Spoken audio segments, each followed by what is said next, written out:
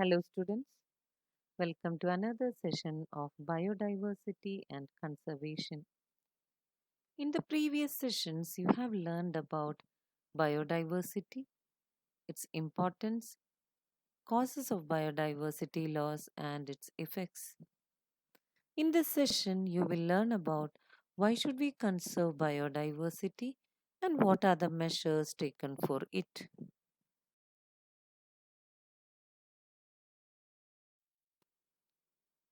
Why should we conserve biodiversity? Biodiversity is important for ecosystem health and for the survival of human race. There are three main reasons for conserving the biodiversity, which has been classified into the following categories. They are narrowly utilitarian arguments, broadly utilitarian arguments, and ethical arguments. Let's see all these in detail.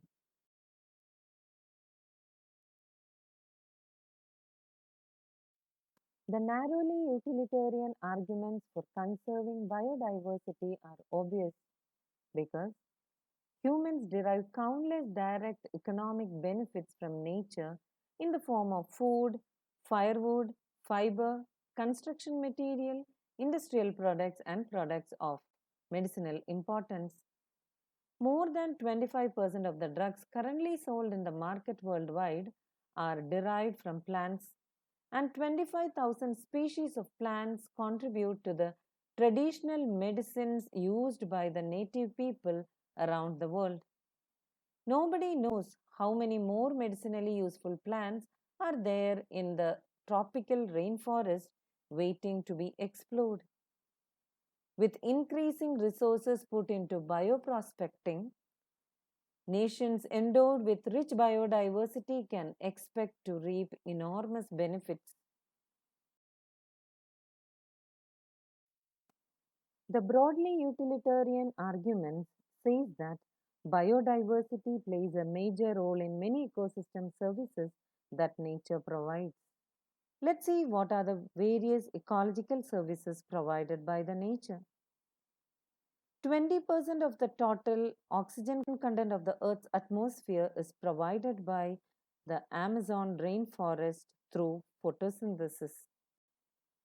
Ecosystem provides pollinators like bees, bumblebees, birds, and bats which pollinate flowers to form fruits and seeds. Aesthetic pleasures of walking through thick woods, watching spring flowers in full bloom, or waking up to a bulbul song in the morning are some other benefits of ecosystem.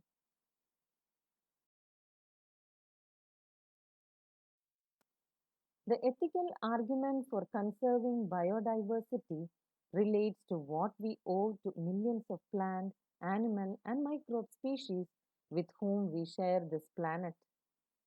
Philosophically or spiritually, we need to realize that every species has an intrinsic value, even if it may not be of current or any economic value to us. We have a moral duty to care for their well being and pass on our biological legacy in good order to future generations. How can we conserve biodiversity? There are two basic approaches for conservation of biodiversity. They are in situ conservation or on site conservation, where the protection of species is done in their natural habitat. Another approach is ex situ conservation or off site conservation, where the threatened animal or plant species are kept in special care units for their protection. Let's see in situ conservation in detail. Many nations find it unrealistic and economically not feasible to conserve all their biological wealth. Invariably, the number of species waiting to be saved from extinction far exceeds the conservation resources available. On global basis, this problem has been addressed by various eminent conservationists. They have identified some biological hotspot regions with very high levels of species richness and high degree of endemism. Initially, 25 biodiversity hotspots were identified, but subsequently, 9 more have been added to the list, bringing the total number of biodiversity hotspots in the world to 34. These hotspots are also regions of accelerated habitat loss. Of these hotspots are Western Ghats and Sri Lanka, Indo-Burma and Himalaya. Although all the biodiversity hotspots put together cover less than 2% of Earth's land area, the number of species they collectively harbor is extremely high, and strict protection of these hotspots could reduce the ongoing mass extinction by almost 30%.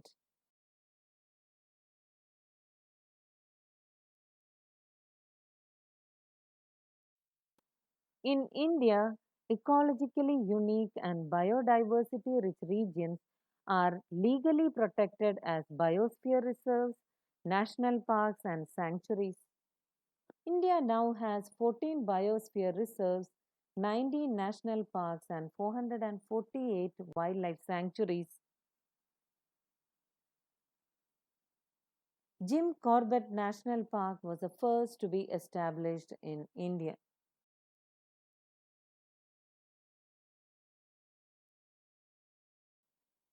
In many cultures, tracts of forest were set aside, and all the trees and wildlife within the area were venerated and given total protection. Such sacred groves are found in Khasi and Jainitia hills of Meghalaya, Aravalli hills of Rajasthan, Western Ghat regions of Karnataka and Maharashtra, and Sarguja, Chanda, and Bastar areas of Madhya Pradesh. In Meghalaya, the sacred groves are the last refuges for a large number of rare and threatened plants.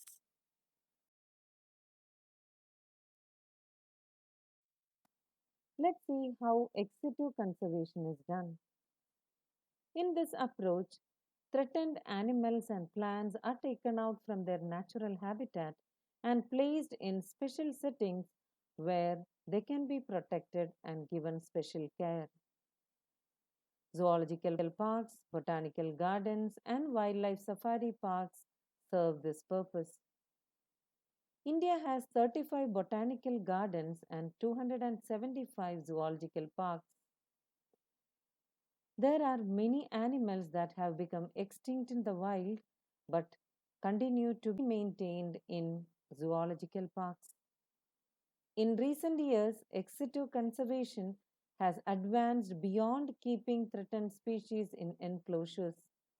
Now, gametes of threatened species can be preserved in viable and fertile condition for long periods using cryopreservation techniques. Eggs can be fertilized in vitro, and plants can be propagated using tissue culture methods. Seeds of different genetic strains of commercially important plants can be kept for longer periods in seed banks.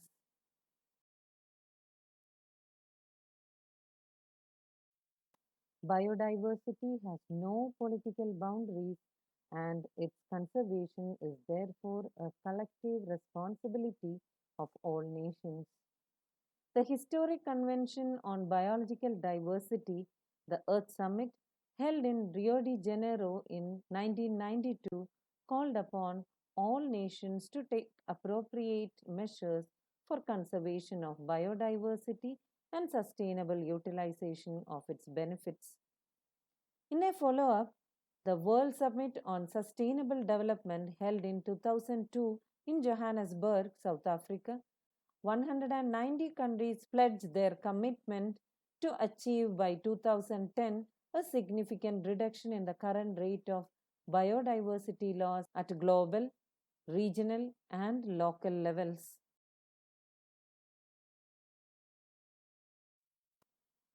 Dear students, let's all work towards the conservation of biodiversity and pass on the biodiversity in good condition to the future generation. With this, we come to the end of the chapter, Biodiversity and Conservation. Thank you for listening.